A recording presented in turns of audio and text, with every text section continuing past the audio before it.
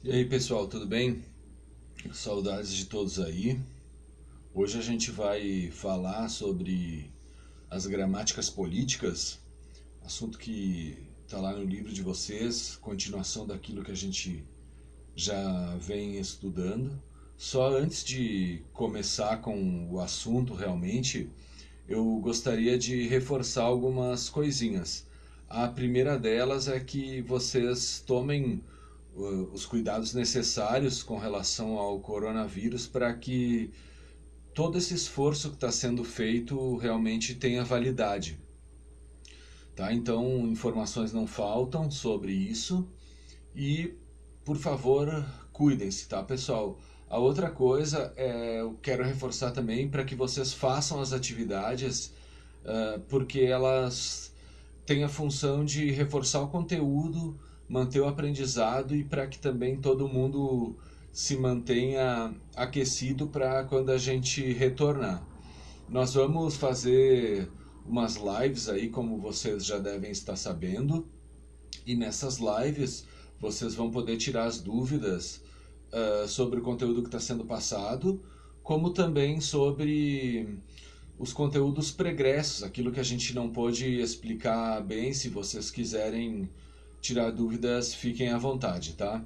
Então, qual é o assunto de hoje? Como eu falei, as gramáticas políticas, um assunto que se inicia aqui na página 15 do livro de vocês e se estende também para a página 16.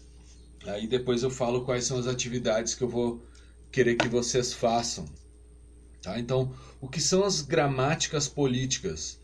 Nada mais são do que as formas como o Estado age, as formas de agir, as formas como o Estado pratica a sua política pública. É muito importante reforçar para vocês que gramáticas políticas, no sentido que está aqui e é esse que eu quero passar, não são ideologias.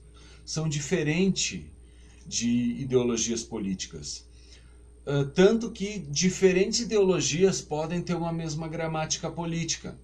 Eu espero que vocês compreendam isso conforme eu for explicando aqui. Tá?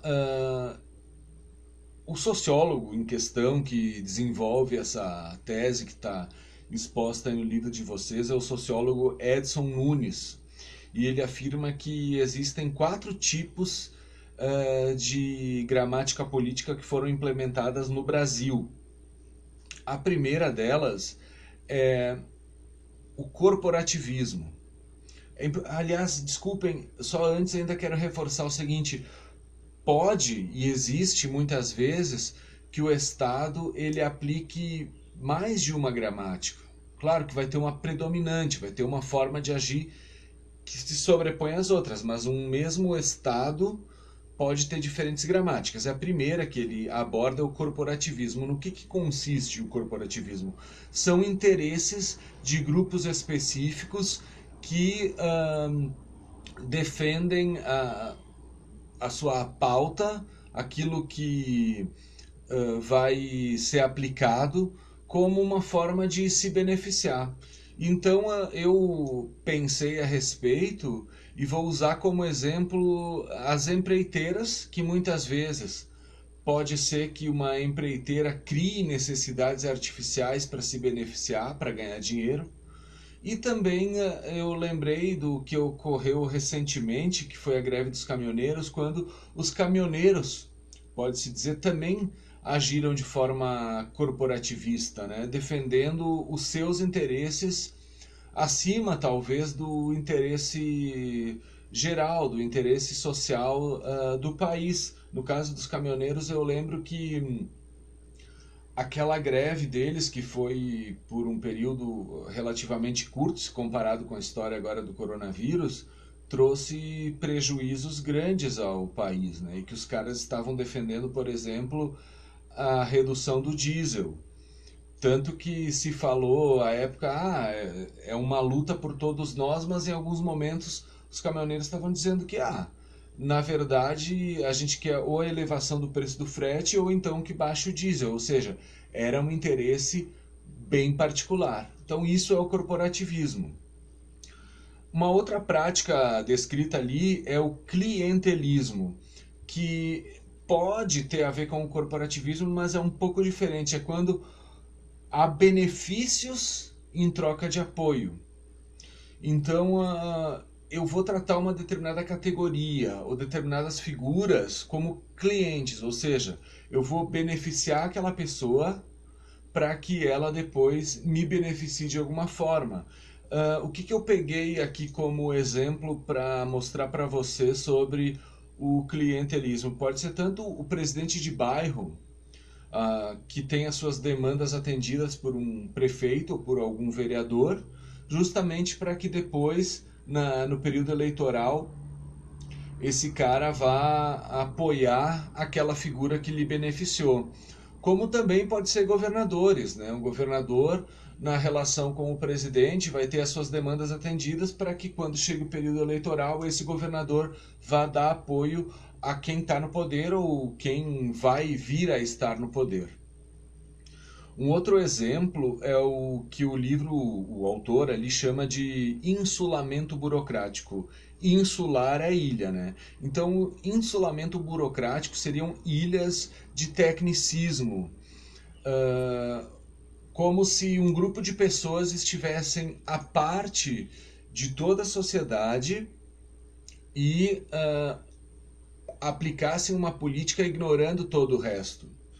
Isso a gente estudou um pouquinho com o positivismo lá do Augusto Comte, que a gente viu no ano passado, retrasado, aonde aqueles grupos pensavam apenas no progresso científico e ignorando se aquilo poderia ter consequências ou ignorando outros grupos sociais que estivessem à margem da sociedade. Como exemplo, eu citei aqui os ministérios dos governos militares, que eram governos técnicos, até tinham bons profissionais, mas que, de certa forma, ignoravam todo o resto, né?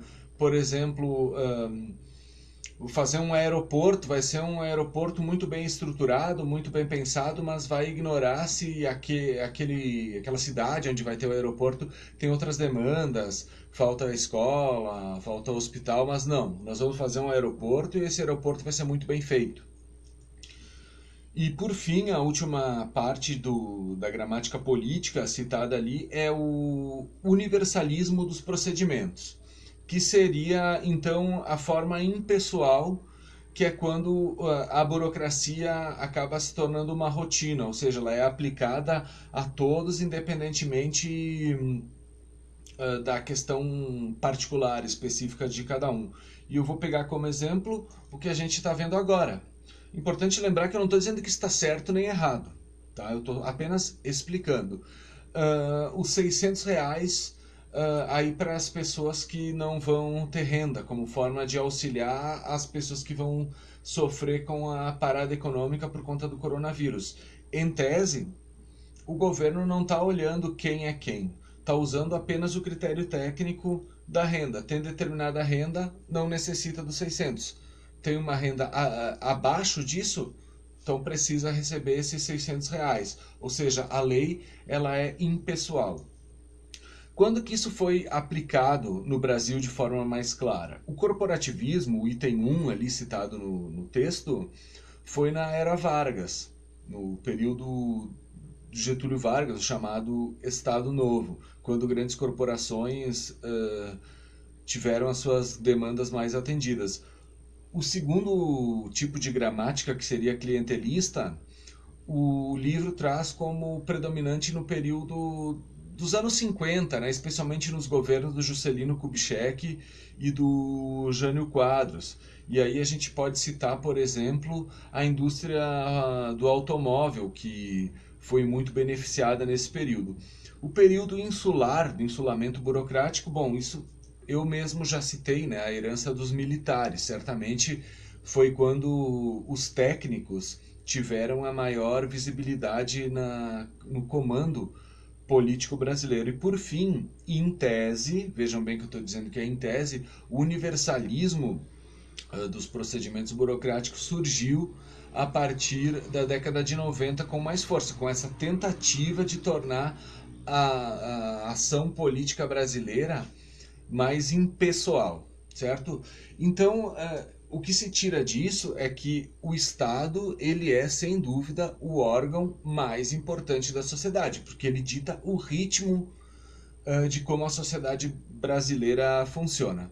Então, resumindo, gramáticas políticas são formas de atuar, de o Estado atuar, que são 4, né, que foram essas citadas, e o Estado, ele é, sem dúvida, no Brasil atual e desde sempre, acredito eu, o principal organismo social. Bom, dito isso, amigos, eu quero deixar como atividade, eu vou explicar depois lá por escrito no plano de atividades, mas eu vou querer que vocês façam essas 4 questões que se iniciam na página 16 e vão até a página 17. Vocês leiam ali, são questões de Enem, de vestibular, que está falando a respeito do assunto que nós acabamos de estudar. Certo, amigos? Então, um abraço, fiquem com Deus e em breve a gente se vê. Tchau.